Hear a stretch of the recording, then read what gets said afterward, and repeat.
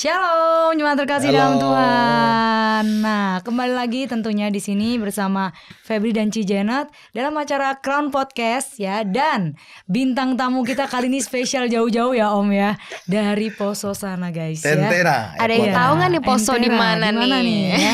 Nah, nanti kita bakal ulik lebih lanjut lagi. Tapi sebelum kita mulai Crown Podcast yang tentunya sangat berapi-api hari ini, kita berdoa dulu ya Om ya. Yuk Bapak Ibu, teman-teman terkasih dalam Tuhan, kita mau berdoa. Bapak, kami ucap syukur Tuhan sebab pada hari ini Bapak Engkau mengirim hamba-Mu yang luar biasa Tuhan. Amen. Bapak Pendeta Jos Egetan Tuhan, untuk boleh Tuhan menjadi saksi-Mu Tuhan, menceritakan pengalaman hidupnya yang luar biasa bersama dengan Engkau Tuhan. Biarlah Tuhan melalui Crown Podcast ini Tuhan, setiap orang yang mendengar Tuhan boleh bertobat Tuhan. Mereka boleh benar-benar Tuhan Yesus hidup dalam panggilan-Mu Tuhan. Kami percaya Tuhan, Crown Podcast kali ini bukan Crown Podcast yang biasa Tuhan, melainkan Tuhan ada penginjilan yang akan terjadi Tuhan di tempat ini Tuhan. Kami percaya Tuhan Kau memimpin Tuhan podcast ini dari awal pertengahan hingga akhirnya. Dan siap kita yang siap untuk mendengarkan podcast ini bersama-sama katakan Amin. Wow. Jadi gimana nih Om? Semarang panas gak nih? Luar biasa. Luar biasa ya. Mungkin sebelumnya bisa perkenalkan diri dulu nih Om kepada teman-teman pendengar nih. Penasaran nih siapa sih Om Jos gitu, dan dari Poso nih. Ya, nama saya Bro Yos gitu. Bro Yos, oke. Asli Manado. Oh, asli Manado. Gak mungkin orang Jawa model kayak gini. Ya benar-benar gak kelihatan. Istri saya itu Batak. Wah, sama Om. Saya Batak. Baru apa? Nenggolan. Beneran, baru Nenggolan. Iya, Nenggolan. Baru setinjak. Mamanya Nenggolan. Oh iya berarti. Jadi saya panggilnya kamu apa? Kakak, adek ya? Adek. Iya. Ntar urusan keluarga ntar abis ini. Oh iya, nanti ya di belakang layar ya. Oke, istri saya Batak, saya Manado, Batman gitu ya. Batak Manado. Saya dulu kuliah, nggak ada saya punya tujuan untuk jadi seorang hamba Tuhan, penginjil. Saya kuliah di Manado, Fakultas Teknik Sipil. Tapi di semester kelima itu, masuk semester 5 saya mendapat sesuatu hal yang sangat spesial, artinya lebih ke arah supranatural ya yang saya dapat. Sehingga saya berbalik, saya tinggalkan kuliah saya berangkat ke Jakarta. Oh iya. Memang waktu saya tinggalkan kuliah di semester 5 itu memang pergumulan. Keluarga saya nggak mau sebenarnya. Orang tua saya juga mau, karena kan udah banyak biaya yang dicurahkan. Teknik sipil nih loh, ya kan? Iya. Tapi ya orang tua saya pada satu titik mereka ngomong, ya udah, kalau itu panggilan Tuhan dalam hidupnya silakan. Tapi untuk orang tua, untuk bantu kamu yang begini, udah putus. Ya udah nggak apa-apa, putus orang tua, yang penting dari Tuhan jalan gitu ya. Amin. Lagi saya dari saya tinggal di Poso waktu itu, saya berangkat ke Jakarta. Saya ke Jakarta. Saya ingat saya injak kota Jakarta tanggal 9 bulan 9 1999. Yang zaman dulu orang ngomong itu mau kiamat. Belum lahir, kayaknya belum lahir. Udah 2 tahun loh. Baru 2 tahun. Belum ngerti yang gitu. Saya udah 5 tahun. Jadi waktu itu kan heboh. Tanggal 9 bulan 9 1999 jam 9 pagi akan terjadi kiamat. Tapi waktu itu saya injak kaki di kota Jakarta. Kemudian seterusnya saya di Jakarta dibentuk Tuhan. Ya saya melayani waktu itu di sebuah gereja kecil di Pulau Gadung ya. Saya di proses Tuhan itu hampir 9 tahun saya jadi. Ya jadi apalah di pastori, saya bantu apa di proses Tuhan lah. Saya dibentuk Tuhan, akhirnya ketemu dengan istri saya di situ, ya akhirnya kita nikah. Dan setelah kerja di Jakarta juga pelayanan, akhirnya kita dapat visi Tuhan, tinggalkan zona nyaman yang ada di Jakarta, berangkat ke daerah. Dan berjalan sampai hari ini gitu. Wow. Jadi emang diarahkan Tuhan akhirnya pelayanan ke daerah-daerah. Ke daerah. Nah tapi Febri sama Ci Janet tuh penasaran nih, awal mulanya Om Jos nih kayak ibaratnya apa ya, cinta mula-mula atau jatuh cinta pertama kali sama Tuhan yang bikin Om Jos kayak oke deh, seluruh hidup gue nih mau untuk Tuhan nih. Itu ada pengalaman menarik gak sih Om awalnya itu? Sangat. Jadi gini, awal pertobatan saya itu memang langsung seradikal-radikalnya. Bener-bener mau bilang bukan cuma jatuh cinta lagi. Kasih mula-mula itu begitu sangat besar. Dan puji Tuhan sampai hari ini api yang saya terima awal itu terus berkobar-kobar sampai hari ini. Nah, yang jadi salah satu orang tua rohani sana ini, orang tua rohani saya itu Ibu Indri Gautama. Masih ingat Ibu? Begini kalau dia dengar dia Iya, salah satu pernah ibu dengar. rohani saya itu yang layani saya secara khusus untuk baptisan roh ya kan. Saya terima di Manado itu tahun 1998 terjadi kegerakan besar. Nah itu diawali saya bertobat itu karena saya dapat mimpi. Oh ini panggilan Tuhannya dalam bentuk mimpi berarti. Iya. Awalnya dari mimpi. Selama 6 hari saya mimpi tentang akhir zaman. Baik kerusuhan-kerusuhan waktu itu kan belum ada kerusuhan di Poso. Oh, iya. Ya, Tuhan sudah kasih lihat bahwa di Poso itu akan terjadi pertumpahan darah. Tuhan, padahal waktu itu belum terjadi loh. Tapi Tuhan udah kasih tahu. Nah, kemudian ada salah satu mimpi saya yang berkesan, yang membuat pada akhirnya itu merupakan pembalikan keadaan dalam hidup saya sehingga saya radikal dengan Tuhan. Saya mimpi itu di tempat kos saya sekitar jam 2 subuh. Saya mimpi dunia ini sudah selesai dan kita diperhadapkan di penghakiman tata putih yang besar. Iya, pengadilan tata putih. Jadi depan ini saya lihat itu putih, kemudian ada satu takhta yang besar, ada malaikat di situ. Nah, kita lihat ini jajarin orang-orang nih, yang pakai baju putih, hitam, putih, yang putih di bawah malaikat ke surga, yang hitam oleh malaikat dilemparin ke neraka. Saya ngeliatin baju saya, lah, nggak putih nggak hitam, abu-abu. Belum ditentukan. Saya bilang, ya Tuhan, saya gitu Tuhan, saya pasti masuk surga ini. Saya pasti masuk karena saya kan dulu saya sudah dibaptis waktu kecil, kan biasa di gereja lama kan gitu. Saya dibaptis waktu kecil, saya orang tua saya Kristen, saya dulu di CD, ya kan ada kan kalau di kayak HKBP bagian ada CD-nya apa semua. Saya pikir dengan hal yang itu membuat menjamin saya punya kepastian keselamatan. Kirain udah cukup gitu ya. Kirain udah cukup. Ternyata saya gemeteran nih. Sampai di depan malaikat lihat saya, dia senyum. Kamu belum layak, balik. Kamu belum layak, balik. Dan saya langsung bangun, keringat ya. Saya nangis setengah malam. Tuhan, ampuni saya nangis Tuhan. Ternyata saya belum selamat. Padahal saya udah Kristen dari kecil. Ternyata saya belum diselamatkan. Loh kok gini Tuhan? Akhirnya saya mulai ada kerinduan ikut pelayanan di Manado, ikut ibadah mahasiswa saya ikut dan saya dilawat di situ. Kemudian suatu ketika ada Ibu Indri Gautama datang pelayanan, awal-awal dia pelayanan di Manado itu kan karunia kenabiannya tajam sekali Ibu Indri Gautama. Saya dilayani, khusus dilayani.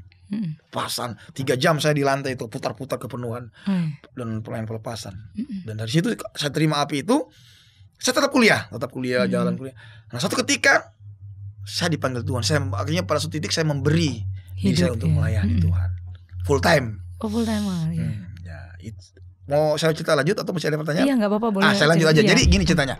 Di titik dimana saya pada akhirnya tinggalin kuliah saya. Saya meninggalkan kuliah saya. Jadi waktu itu saya sudah pegang uang untuk bayar semester lanjut. Ya semester lanjut semester 5 kalau nggak salah itu. Jadi dari ATM saya menuju ke kantor pusat. Mau bayar gitu. Mau bayar gitu.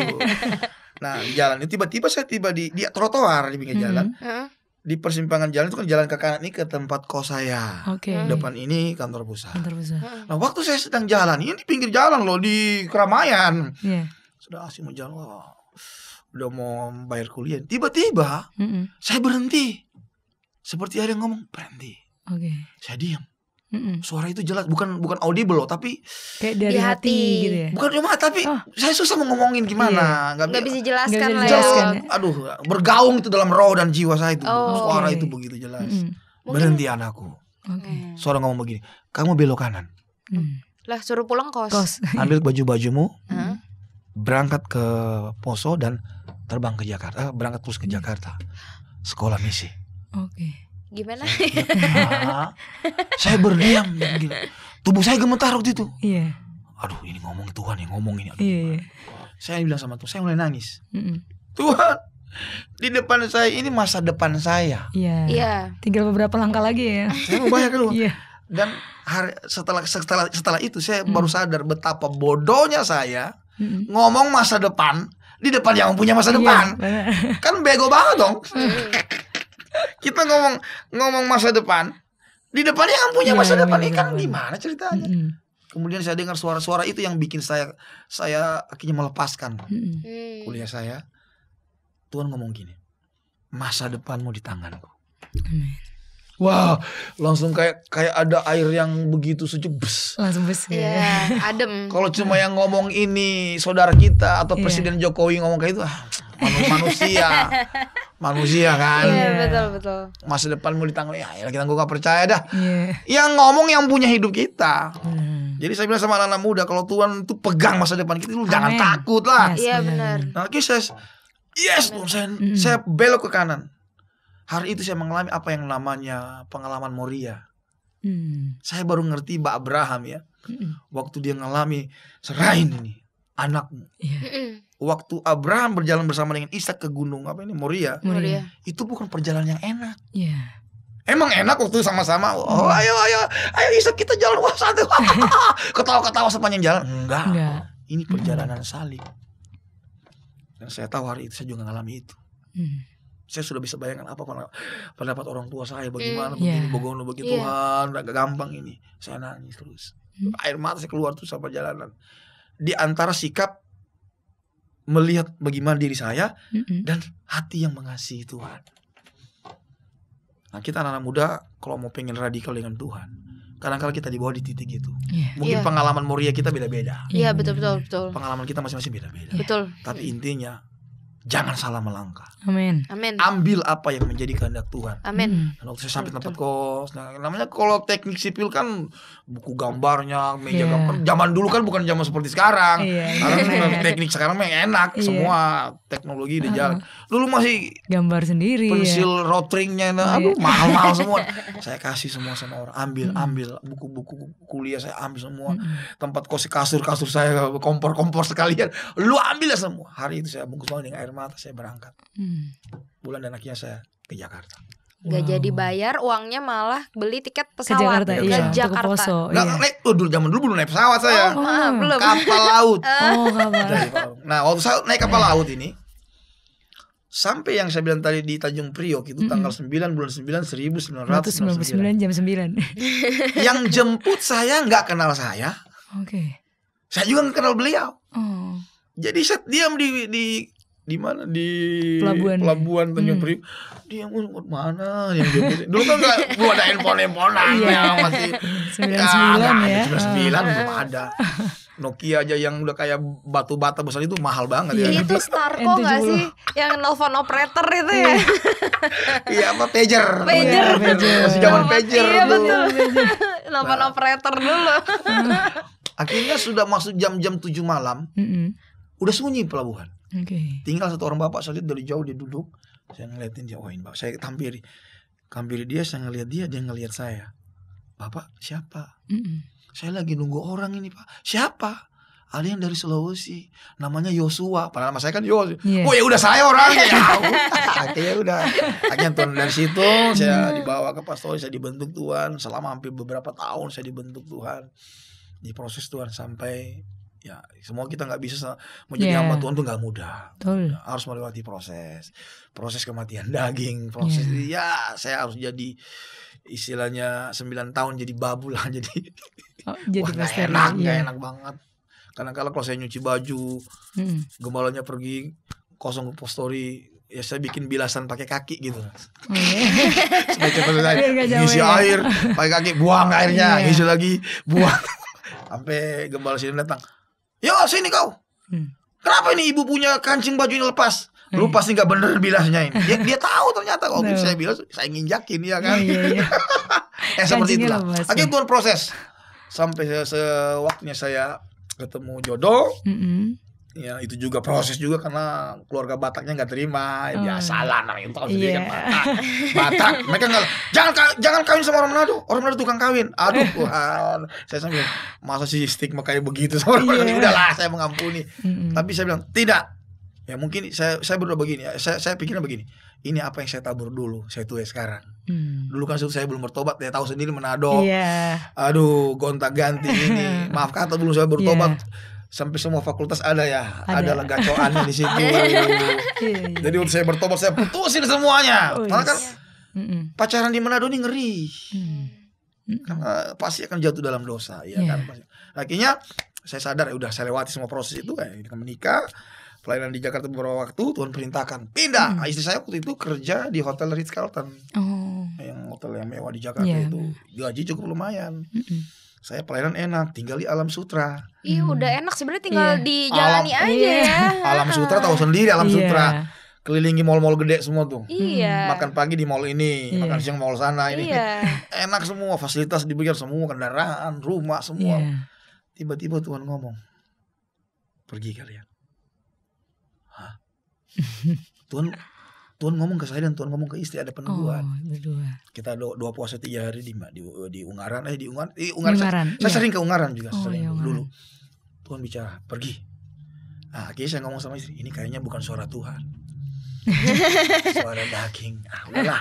Akhirnya beberapa waktu kami ya udah nggak peduli lagi. Tiba-tiba di satu ibadahnya Ibu Dora Kansil di Jakarta, ada satu pembicara, dia saudaranya Pak Amos Jayaratman, pernah dengar?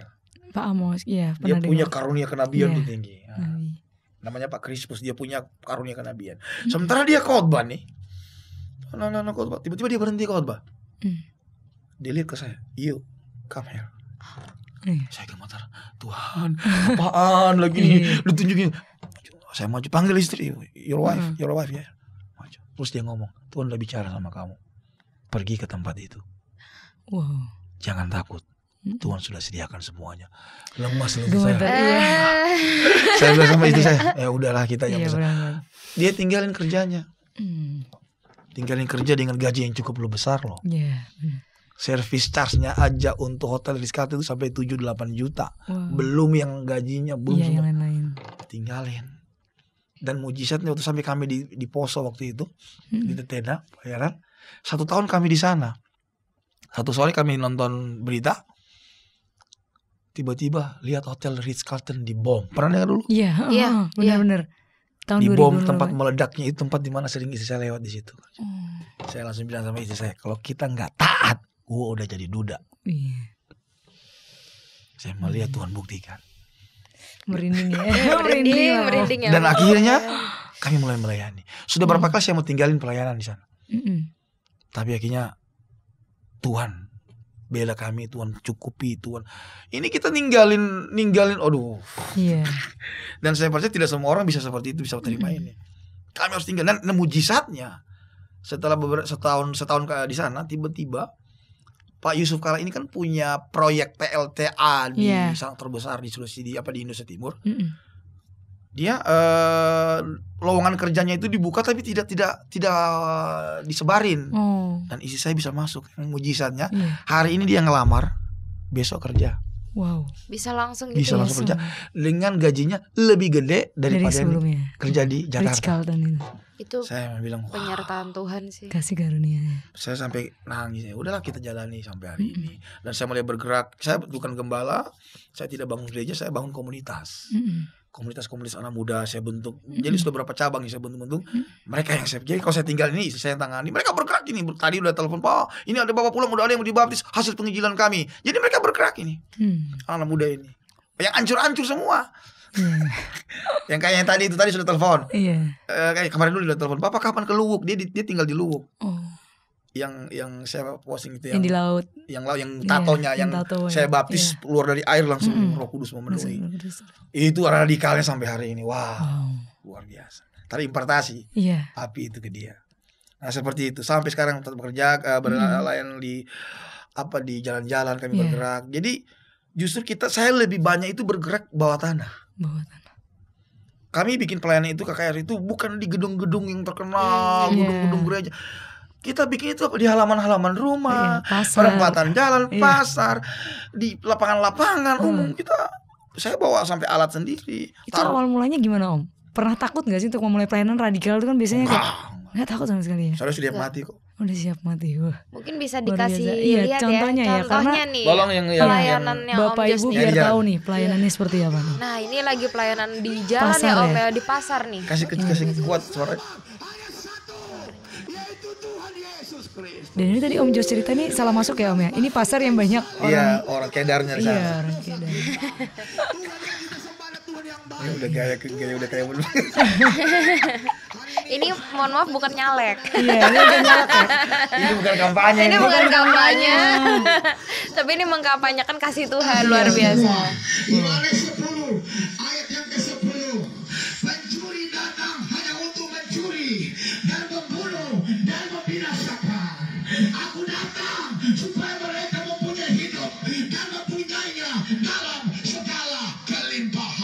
Saya mau katakan kepada saudara, Yesus datang supaya kau mempunyai hidup dan mempunyainya dalam. Ini orang-orang juga bingung kayaknya ya Om ya. Yang lainnya naik motor ngapain ini gitu. Ini yang orang Kedar. Oh ini orang Kedar. Terima Yesus. Wow. Jadi yang tadinya nggak mengenal Tuhan bisa langsung tersentuh hatinya ya. Ini luar biasa ya, dapat lawatan Tuhan. Langsung on the spot terima Iya Tuhan. OTS langsung. OTS langsung on the spot terima Tuhan.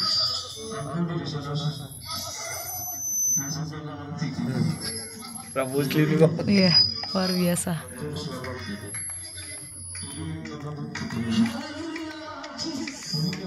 Ini orang-orang pada ngeliatin tuh Iya. semua tuh. Keluar semua. Iya. Tapi yang saya bingung, mereka diam seperti Iya ada benar. satu otoritas ilah yang Nah gitu loh. itu yang saya bingung. Itu yang saya juga bingung Om, kalau misalnya apa ya, kalau di luar-luar kan ada yang sampai kayak ikut nyerang kan, ini ngapain nih kayak gini. Gak berani mereka, kayak, Iya. kayak Roh Kudus itu. Dan saya berani bikin di Semarang kalau ada yang mau. Oh, iya. Yang penting ada yang sponsor speaker aja, saya bisa ngomong di. Gimana Mas Eri? Ayo, tim mau nggak? Ayo. Belakang gimana mau? Angkat tangan. Ayo. Saya siap. Iya. Nanti pada habis saya sementara kota kabur semua nih. Wow. Dan ini yang aku lihat bener yang kayak di Bang Om Jus tadi, anak-anak muda juga ikut ya Om ya. Kalau pengen Tim kayak saya gini. tuh anak muda. Anak-anak muda memang. Itu memang Om juga punya hati juga ya. Passion saya juga di sini. Passionnya di anak muda. Dari dulu sih mempelai anak muda. Oke. Banyak sekali saya punya video-video lawatan. Banyak banget pelepasan. Ada yang saya layani yang lesbian. iya. Ada yang dia kayak ular keluar semua dan akhirnya dipakai Tuhan sekarang. Banyak saya punya data-data. Nanti kalau di Facebook bisa dilihat tuh. Ya, Facebooknya apa Om mungkin Nanti saya simak kasih. juga ya. Tapi mesti berteman dengan saya dulu. Iya, mesti berteman dulu, iya. Karena kan saya nggak sembarang kasih orang karena takut disalahgunakan. Iya, Betul. Karena sekarang banyak banget ya. Banyak.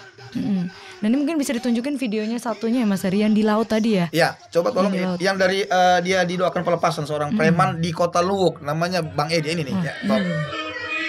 Oke. Ini istrinya ini. Oh itu isinya. Iya. Dia tukang pukul istrinya. Itu kelihatan tangannya tato ya Om. Ya, tatoan itu. Tato Itu semua. bukan gambar loh, tato itu. Iya nih. Wow, luar biasa. Ini dia dibaptis setelah keluar dari air langsung Roh Kudus memenuhinya. Dan ini di tengah laut loh, Bapak Ibu, teman-teman.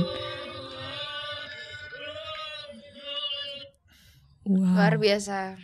emang bener sih. Emang Luar. iya. Kalau Kita emang- sampai speechless Iya, juga. kaget gitu ya.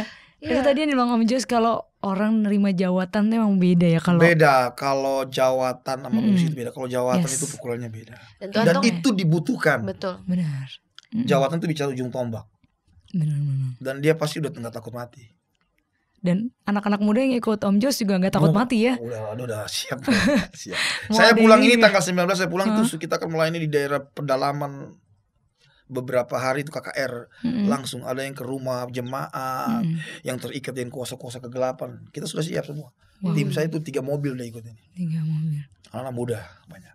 Itu ada nggak pengalaman yang mungkin paling menarik yang Om Jos kan tadi cerita ada yang narkoba, lesbian, mungkin juga apa namanya KDRT sama Iya. keluarga. Ada nggak yang pernah Om Jos sampai kayak menangis juga karena tahu pengalaman dia yang mungkin tuh kayak sangat menyayat hati atau gimana gitu loh Om. Tuhan mengubahkan dia nih. Banyak. Banyak ya Mas. Saya udah bingung mana yang saya mau ceritain. Iya. Banyak banget. Banget ya. Banyak yang bekas PSK, Hmm. pelacur, bahkan yang dengan ya udah jadi peliharaan, jabat, banyak yang saya layani di Poso itu. Dan mereka begini, apa yang saya layani anak rohani saya ini mereka berbuah juga. Jadi nggak menurut mereka lihat ke saya. Jadi saya utus mereka lu pergi. Yes. Mereka layani bulan terjadi perlawatan luar biasa.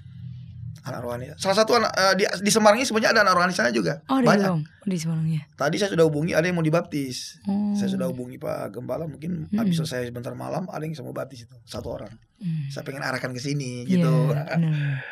Nah, jadi seperti itu. Jadi untuk yang Mbak bilang tadi ada pengalaman melayani anak-anak muda, wah sangat banyak. Banyak banget. Ya yang seperti yang lesbian. Nah itu mau ceritain gak Om? Soalnya kan sekarang tuh lagi marak banget ya Ci, yang sesama jenis kayak suka sama jenis itu tuh. Roh itu yang lagi banyak. Jadi gini, Gimana Om? saya melayani satu gadis di Ini udah mulai fenomena kali ya. fenomena. bukan gadis sih, sudah nggak gadis lagi ya.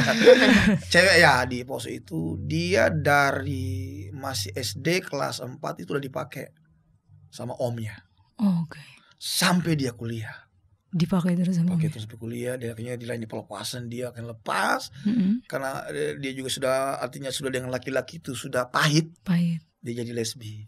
Nah, gitu. Akhirnya dia dilayani, dilepaskan, dan akhirnya saya serahkan ke pelayanan yang lain, mereka yang lanjutkan. Kan nggak mungkin saya jadi gembala di situ. Saya kan cari lagi jiwa-jiwa yang lain di keluar gitu. Jadi memang di daerah kami itu memang ngeri.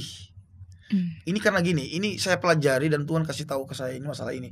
Waktu kerusuhan Poso dulu, kurang lebih sekitar 40% laki-laki yang ada di daerah sana itu sudah dimandiin dukun. Karena buat perang kerusuhan kan Bu. Biar kebal gitu ya. Nah, biar kebal. Jadi saya melihat roh ini yang berakumulasi, roh ini yang bergerak dalam kehidupan anak-anak muda di sana itu, orang-orang itu, sehingga kehidupan mereka itu makin jauh dari Tuhan. Menumpuk dosa-dosa makin karena sudah itu kenapa sampai saya baru ngerti kenapa Tuhan perintahkan saya harus ke sana. Iya benar. Ke daerah yang notabene pasca kerusuhan. Iya benar. Untuk melayani model-model begini. Nah pelayanan saya seperti itu, pelayanan roh.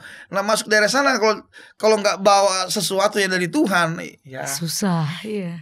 Saya melayani berapa kali diserang Kota Gelapan. Sampai saya pernah khotbah di satu gereja itu mimbarnya sampai pecah 2. Wow. Lagi sementara khotbah diserang, bung, pak, pecah 2. Wah saya ini orang jahat ini. Itu dia juga serang, energinya kuat. Kalau nggak mungkin bermanifestasi kayak gitu ya. Dia menyerang saya nggak kena karena darah Yesus kan. Iya benar. Kenanya ke mimbar. Diserang dukun, saya sempat goyang di mimbar. Wah ini setan. Tapi saya senang kayak begini apa? Justru kalau dukun nyerang setan kayak begitu, Tuhan bekerjanya lebih dahsyat lagi. Amin. Dan banyak terjadi. Waduh saya punya, lihat aja di Facebook deh, saya mau jelasin satu-satu. Ada banyak lagi baptisan tuh. Hampir tiap hari saya baptis orang di sana. Hampir tiap hari. Puji Tuhan. Jadi kuasa sedang bekerja hari ini, Tuhan sudah curahkan. Jadi pencurahan Roh Kudus di Yerusalem itu sudah dicurahkan. Roh Kudus sudah ada, sudah bergerak. Kitanya yang mau responnya apa ada enggak? Iya benar. Seperti saya bilang dari awal tadi, kalau kita anak-anak muda nggak punya respon, hanya sibuk di zona nyaman. Nah banyak anak muda sekarang saya lihat begitu, berapi-api untuk Tuhan, semangat, tapi lemah. Lemahnya gimana? Kembali ke hidup sehari, jatuh dalam dosa, pacaran gak kudus, aneh-aneh aja dibikin. Kenapa? Karena mereka nggak ngerti jati dirinya dalam Tuhan. Nah bicara jati diri, ini satu bahan khotbah lagi sama sampaikan ini. Kenali jati dirimu dalam Tuhan seperti apa. Ternyata saya pelajari dalam Alkitab, Tuhan itu ngomong begini, anak muda itu sebenarnya kuat. Kuat sebenarnya. Ada dia, coba kita buka di ini, coba. Di dalam ini 1 Yohanes 2 ayat 14. 1 Yohanes 2. Ya, kita buka 1 Yohanes 2 ayat 14. Oke, izin membacakan ya. 1 Yohanes 2 ayat 14. Aku menulis kepada kamu hai anak-anak karena kamu mengenal Bapa.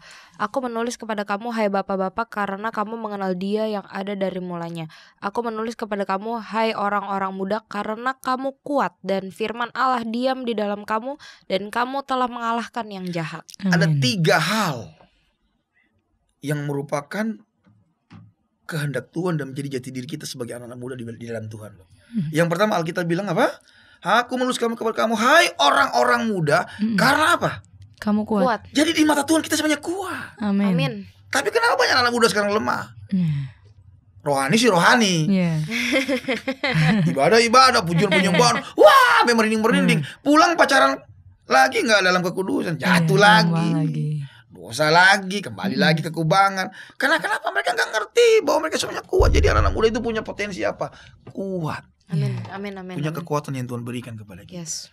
Jadi jangan berkata kita ini lemah. Sadari saya ini kuat di dalam Tuhan. Dan itu bukan kekuatan kita.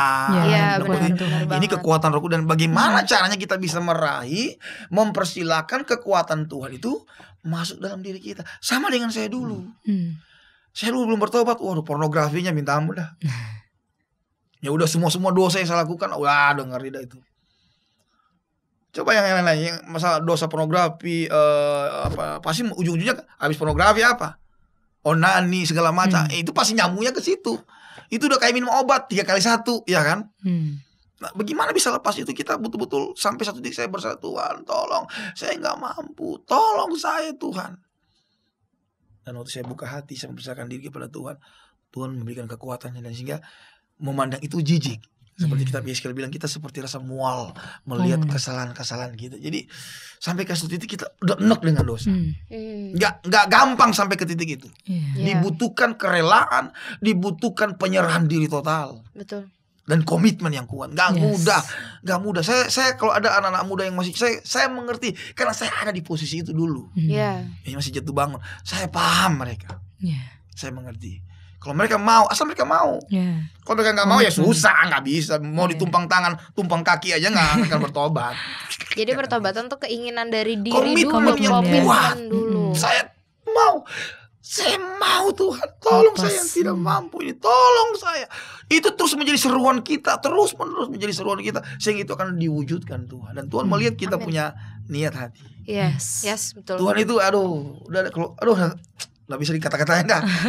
Ajaib. Ada satu dimensi hubungan kita dengan Tuhan, di mana Tuhan bawa kita itu ke satu titik di mana kita udah nggak lagi diberikan udah nggak berpengaruh lagi dengan dunia ini gitu. Dan itu proses, nggak langsung simsalabim. Tuhan lihat kesetiaan kita.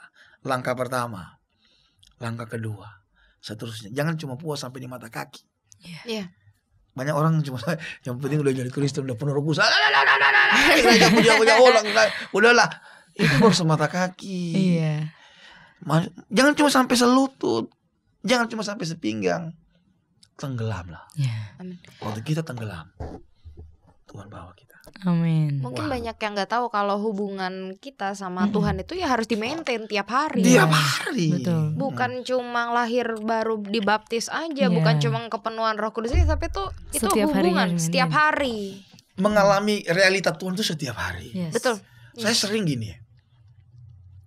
Pernah nggak teman-teman ya di atas motor lu nangis ngalami hadirat Tuhan? Pernah. Saya sering loh di atas motor tiba-tiba hadirat Tuhan turun. Penang. Tapi jangan tutup mata, Bang. Ketemu Tuhan nanti. Ketemu Tuhan. Saya di mobil, di kabin mobil, kalau saya pergi penginjilan di daerah sama mobil saya, hadirat Tuhan turun. Saya parkirin mobil dulu, saya nyembah.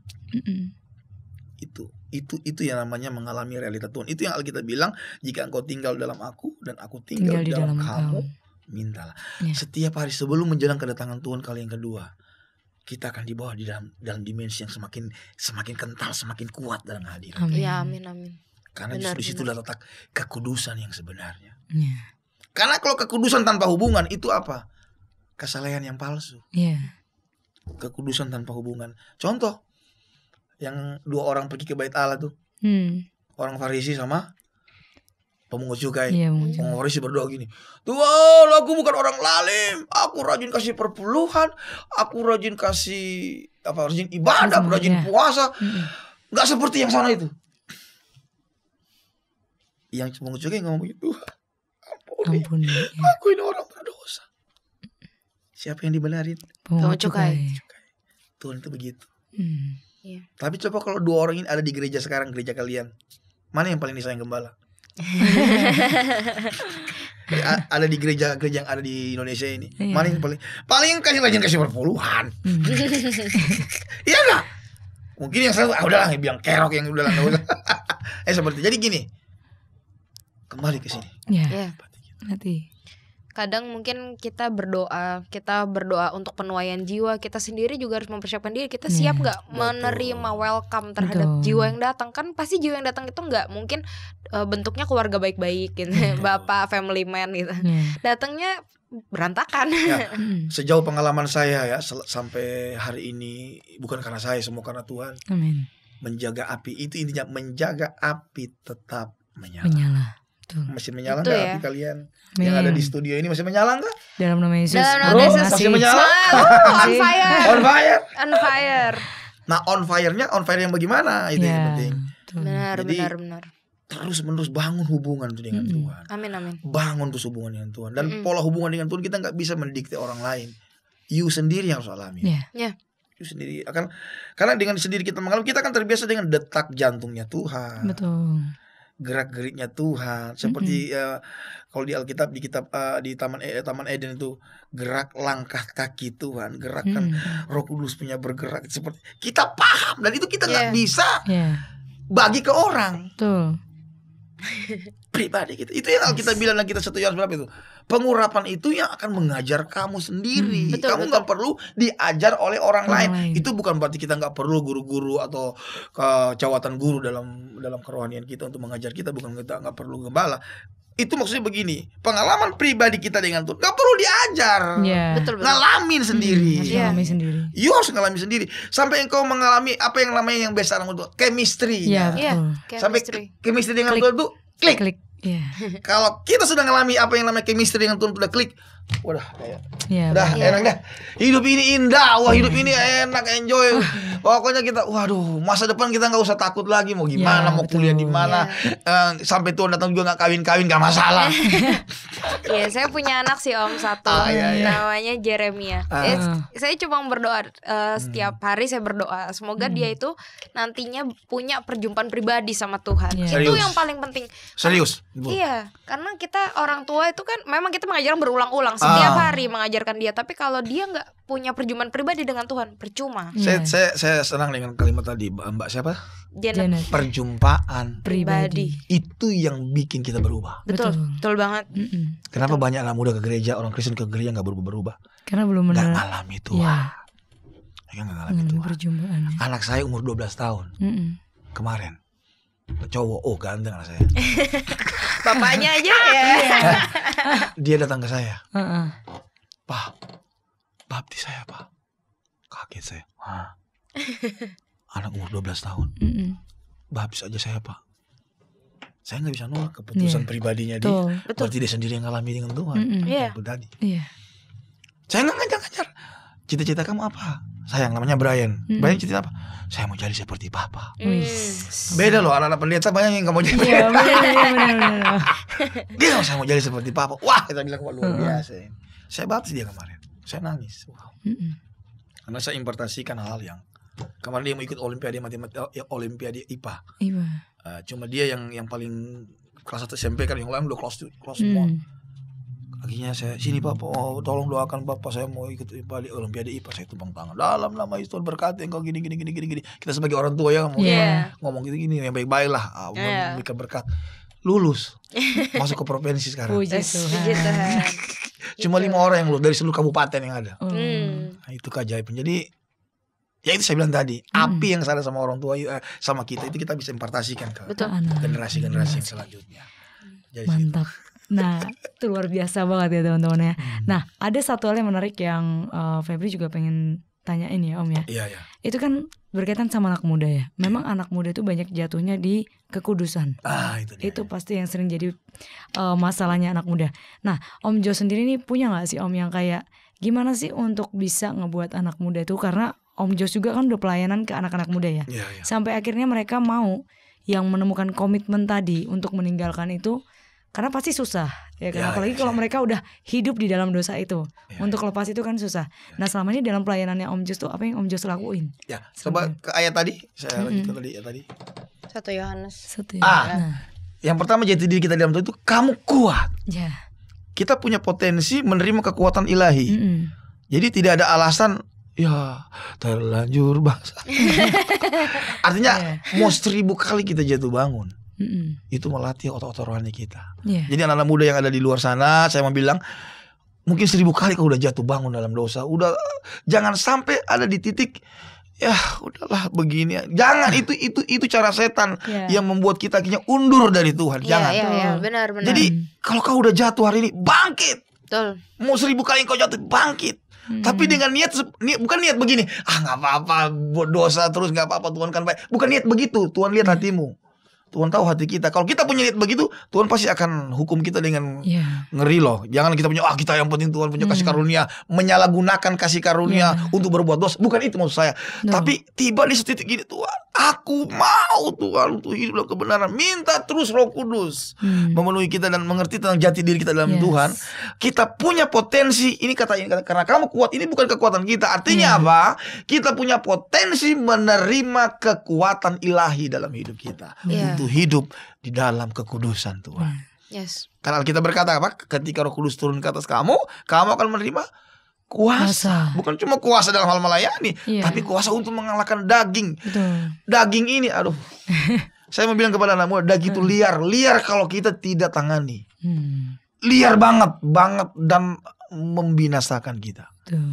Nah, masalahnya gini, kenapa sampai banyak kita jatuh bangun itu di dalam daging itu, dosa itu? Karena manusia roh kita lemah. Ada ayat firman Tuhan berkata begini, ketika aku lemah, maka aku kuat. Tahu nggak ayat di mana? Coba kita lihat. Paulus ya. Ini satu bahan khotbah kalau lemah. Korintus kan. Korintus. 2 Korintus 12 ayat 10. 2 Korintus 12 ayat 10. Oh ya. Ya. Kita baca sama-sama. 3, 2, ya. Karena itu aku senang dan rela di dalam kelemahan, di dalam siksaan, di dalam kesukaran, di dalam penganiayaan dan kesesakan oleh karena Kristus. Sebab jika aku lemah, maka aku kuat. Tadi kan kita kuat. Nah, bagaimana menerima kekuatan ilahi? Lemah dulu. Lemah yang bagaimana maksudnya ini? Jadi gini, ini hukum rohani ya, hukum roh. Ketika manusia daging kita lemah, otomatis manusia roh kita akan kuat. Sekarang menjadi pertanyaan, apa yang lebih kuat mendominasi hidup kita hari ini? Kalau manusia roh kita kuat, otomatis manusia daging kita lemah. Nah, bagaimana caranya supaya manusia roh kita bisa kuat? Lemahkan manusia daging, keinginan daging. Dengan cara apa? Doa puasa salah satunya. Itu penting loh, ada doa puasa itu salah satu cara melemahkan daging. Doa puasa, firman, pujian, penyembahan, doa, komunitas rohani seperti ini. Itu yang memperkuat manusia rohani kita. Iya, betul. Yuk ke gereja rajin ibadah, tapi kalau manusia rohanimu lemah, ya gak ada guna, sama aja, gampang jatuh. Betul. Nah, salah satu juga membuat supaya manusia daging kita lemah, nih di atas ini. Karena itu aku apa? Senang dan rela di dalam kelemahan, di dalam siksaan, di dalam kesukaran, dalam penganiayaan. Artinya dalam situasi yang sulit dalam hidup ini, dalam problema, kita harus bersyukur. Ternyata itu Tuhan pakai untuk apa? Supaya kita, manusia roh kita kuat. Betul. Dagingnya lemah. Dagingnya kita lemah. Jadi bersyukurlah saudara-saudara yang ada dengar ini. Kalau engkau lagi dalam lemah, utang gak lunas-lunas, jodoh belum dapat, pinjol kejar-kejar, ngopi masih. Nih tujuannya apa? Ketika aku lemah, aku kuat. Justru dalam segala masalah yang kita hadapi di atas ini, kita akan cari Tuhan. Setuju. Kita akan sungguh cari Tuhan. Jadi bersyukur. Ganti doa kita hari ini. Ganti doamu. Jangan mau cepat-cepat keluar dari masalah. Betul. Kita kan sering kalau berdoa, Tuhan tolong masalah itu. Pengen cepat justru di masalah itu. Justru di saat kita lemah, kuasa Tuhan menjadi sempurna. Itu ayat di atasnya tadi itu 12 ayat 9. Justru karena bayangin Paulus lo bilang ngomong gini. Kalau kita baca ayat 9, ayat 8, 9 tuh, Paulus ngomong gini.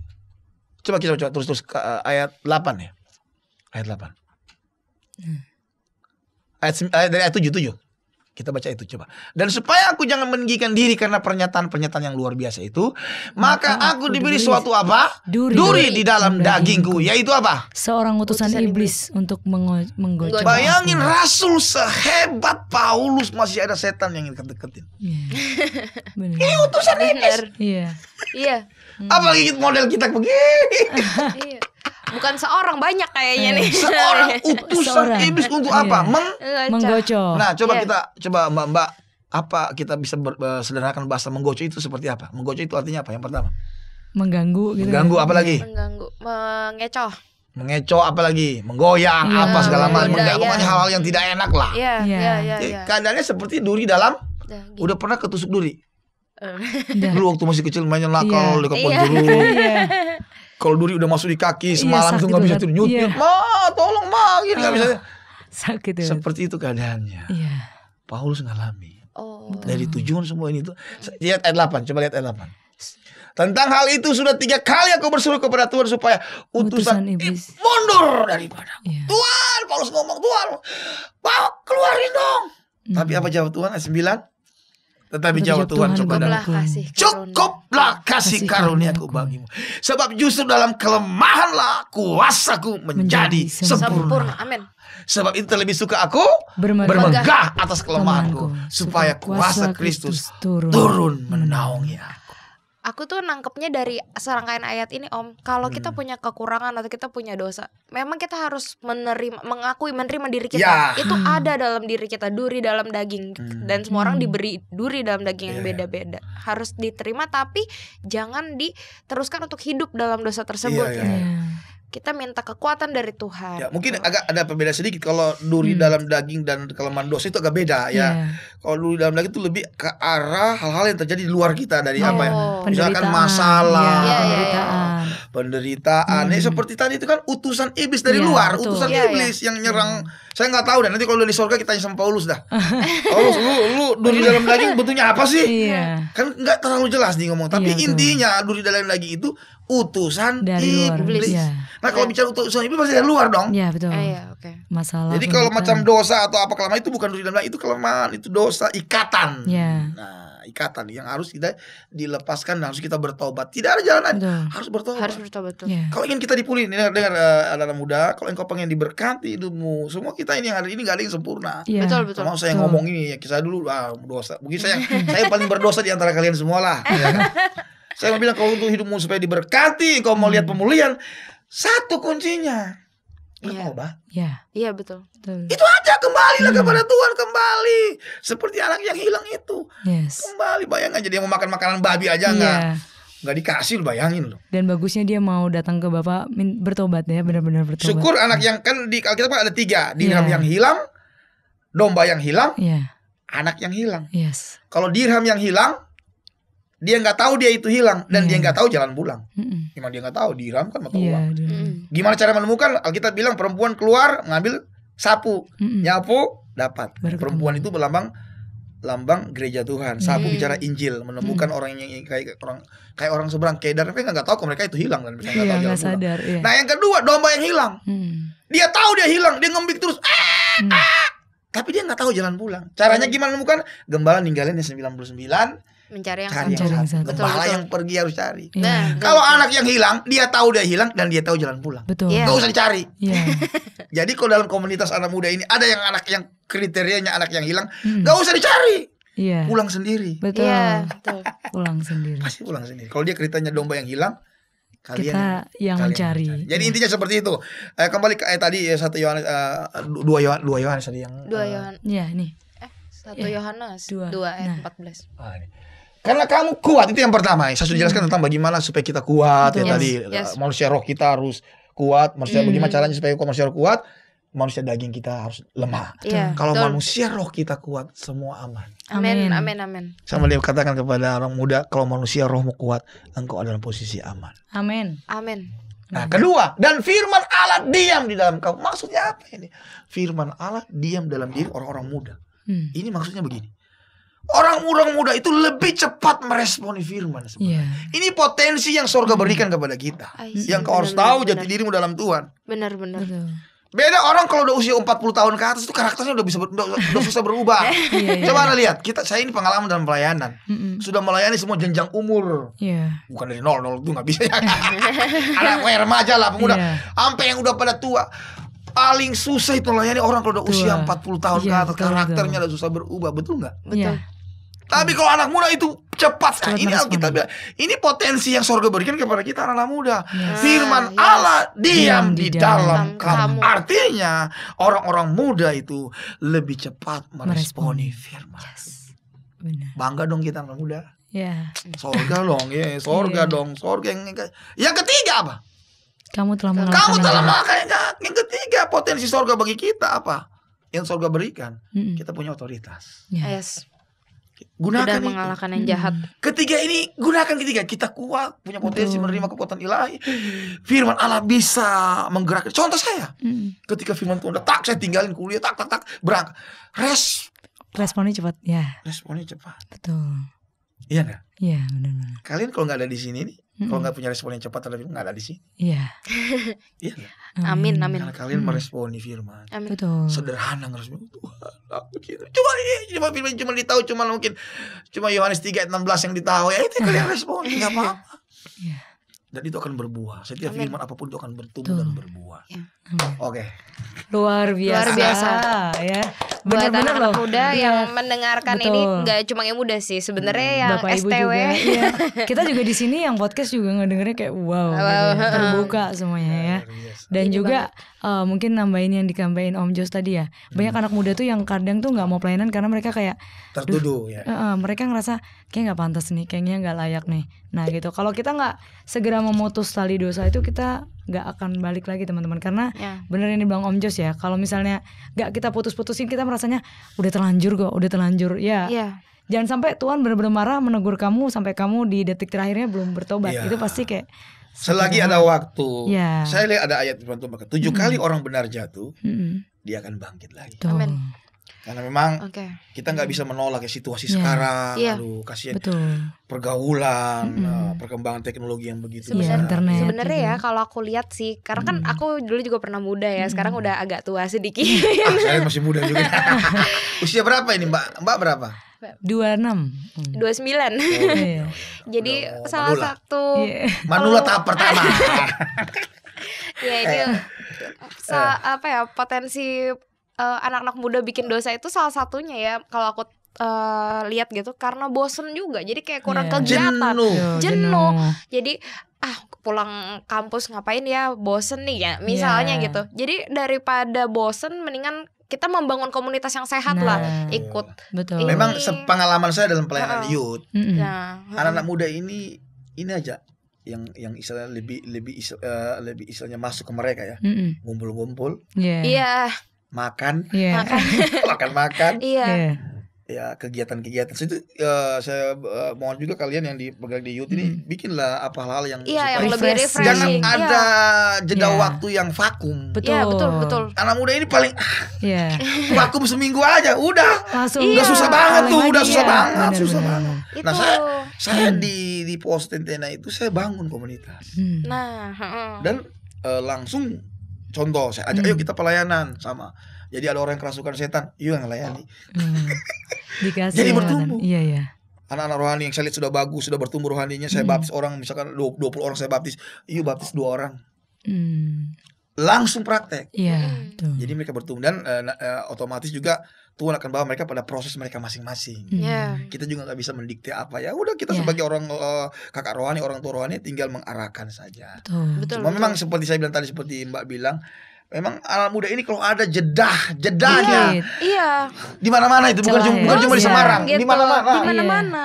Ada jedahnya. Wah, Langsung oleng ya. Langsung. ya saya di sana tuh bikin begini, contoh bikin audisi seperti pertandingan apa lagu nyanyi dikasih Iya. hadiah Iya. juara 1 500.000, juara 2 300. Wah, mereka sibuk dengan Senang. kegiatan Iya, rohani. iya. Yuk kita bikin pujian penyembahan di jalanan. Jadi kita di taman kota kita buat setiap sebulan 2 kali atau sebulan sekali kita buat, dan mereka jadi anak muda ini harus kegiatannya banyak. Iya. Harus itu. aktif terus ya. Kalau tidak Bosan Iya. gitu kan. bosan, mau setan yang ngapain, masuk. nah. Iya. Apalagi di Benar. kamar udah main game-game, Iya. udah buka yang aneh-aneh. Iya. Ya Udah sudah. langsung. Ayo ya. anak muda kita Iya. harus mengisi waktu kita Betul. yang Harus. lebih baik isinya. Saya mau bilang kepada lu, Hmm. paksa dirimu. Yes. Betul, Saya udah lewati titik itu. Iya. Saya sudah lewati titik. Menjaga api itu nggak mudah. Iya. Mempertahankan itu nggak mudah. Mempertahankan susah. Jadi jangan sampai kehilangan. Biar kita didoain penuh Roh Kudus, Iya. manifestasi apa segala. Tidak berhenti cuma sampai di situ. Iya, benar. Perjalanan kita masih panjang bersama Masih Tuhan. Ya, Dan puji Tuhannya di gereja ini ada komunitas anak muda. Itu dia. Iya. ya mungkin 1 bisa PM ikut ya. 1 Jadi PM. dan udah mulai banyak bentuk-bentuk kegiatan kayak mana Betul. bisa retret juga, dan Nah. banyak yang mengalami pemulihan memang melalui kegiatan yang di luar memang. Saya siap iya. dukung. Oh, Saya siap, siap dukung. Om. Karena sering saya kan ke Jakarta setiap 2 Iya. bulan sekali saya sering. Karena ada jadwal-jadwal. Siaplah. Nggak apa-apa kalau join 1 PM awalnya karena jenuh, nggak apa-apa, Nggak yang penting apa-apa. join Iya. aja dulu, bener. Nanti Saya dulu akan gini, menemukan saya dulu nyamannya. jadi Manado, Mm-mm. ikut youth itu anak muda itu awalnya dulu itu. Karena kenapa? Pengen lihat cewek. Iya. Pasti ada ya motivasi. Motivasi awalnya memang Iya pasti gitu sih om awal-awal. Iya. cewek-cewek di Manado kan beda-beda gitu Iya. kan. Tujuan saya udah kayak wah bening-bening ini, wow. Tapi lama-lama Tuhan ubah Kiki. Iya betul. Dan saya akhirnya berubah gitu. Iya benar. Jadi Tuhan tuh punya cara sendiri. Betul. Jangan membatasi Tuhan dengan Jangan. satu cara ya. Iya. Benar banget.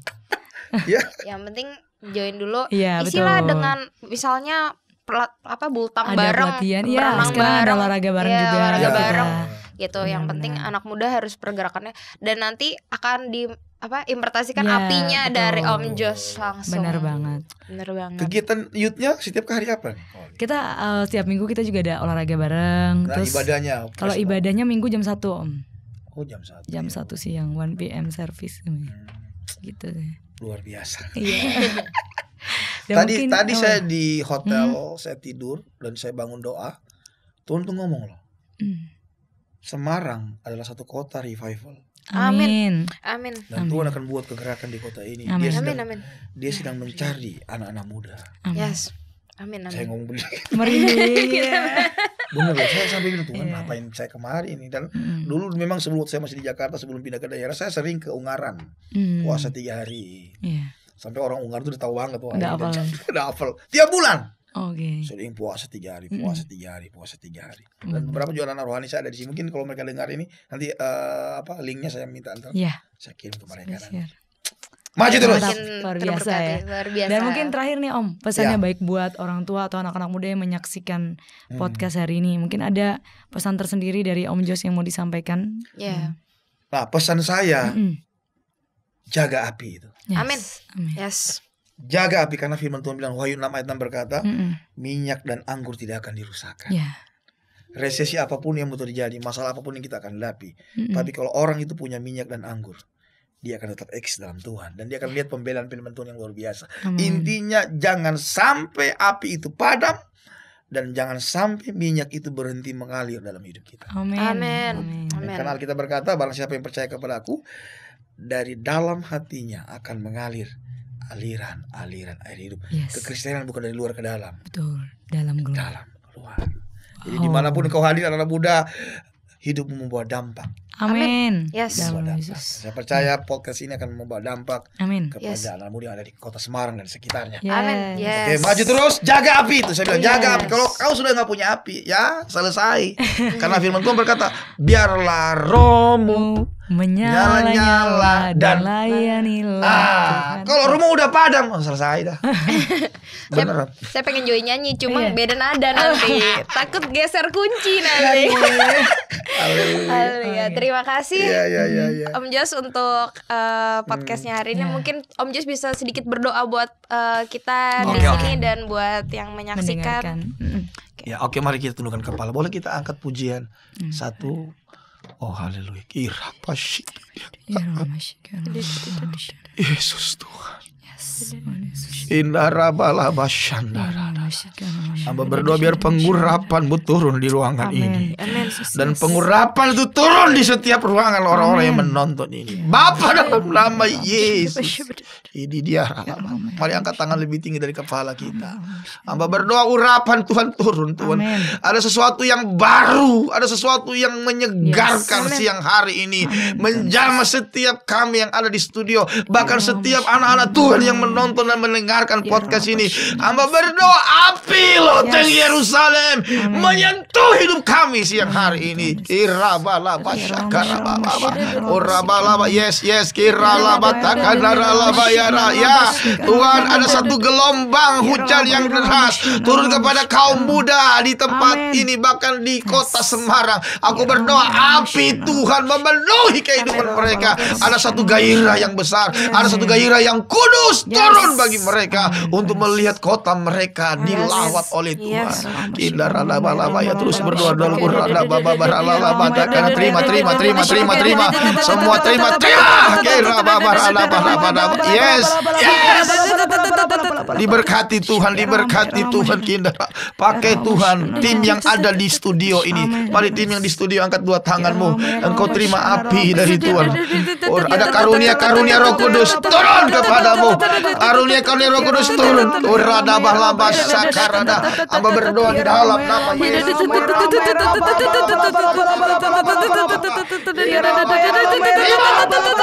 Dalam nama api banyak Tuhan.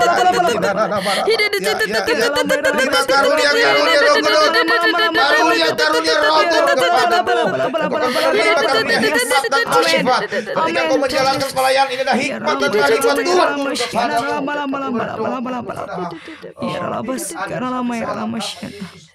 Amin.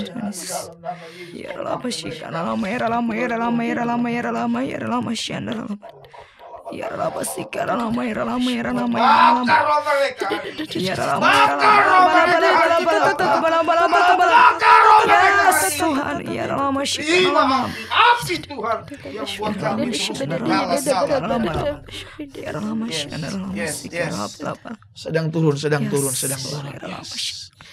Kita nikmati, mari dalam setengah menit kita nikmati hadirat Tuhan.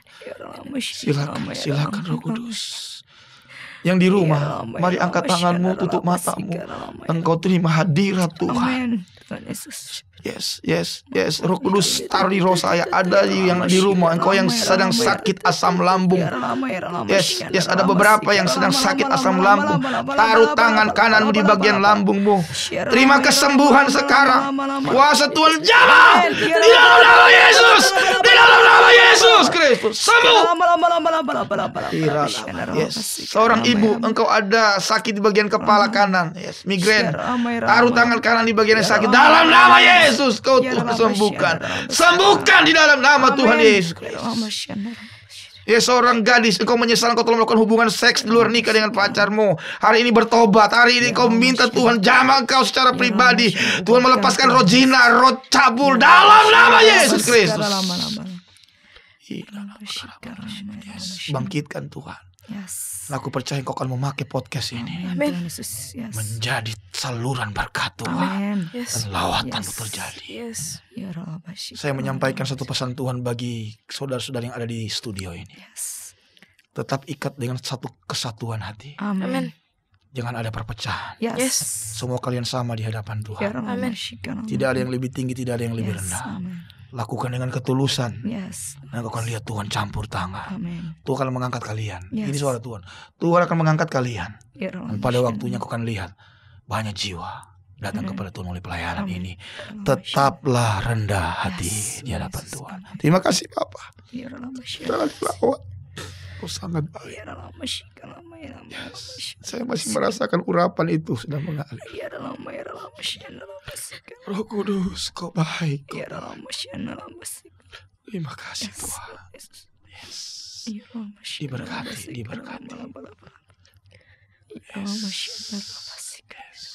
Akan ada yang tidak senang dengan kalian melihat. Tapi percaya dan maju terus. Tuhan akan membela kalian. Tuhan yang telah menetapkan, Tuhan akan membela. Ampuni orang-orang yang mengecewakan. Terima kasih Bapa. Kita berdoa mengucap syukur dalam nama Yesus, sama-sama katakan amin. Luar biasa. Thank you banget Om Jos buat podcastnya. Dan buat teman-teman yang menyaksikan di rumah, kerasa banget gak tuh hadirat Tuhan hadir dan nyata ya. Oke teman-teman, jangan lupa juga untuk like, untuk subscribe, dan juga untuk share video ini ke semua saudara, rekan-rekan, biar mereka juga mendengarkan firman Tuhan dan terberkati olehnya. Amin. Oke, mungkin podcast kali ini sampai di sini. Sayang banget Thank you Om Jos. Ntar malam ya. Jangan lupa datang ke doa malam kita. Saya mau bicara ntar malam tentang God's fire. Wah, api itu Tuhan adalah api. Yes. Karena itu kita akan terima. Amin. Yes. Thank you guys.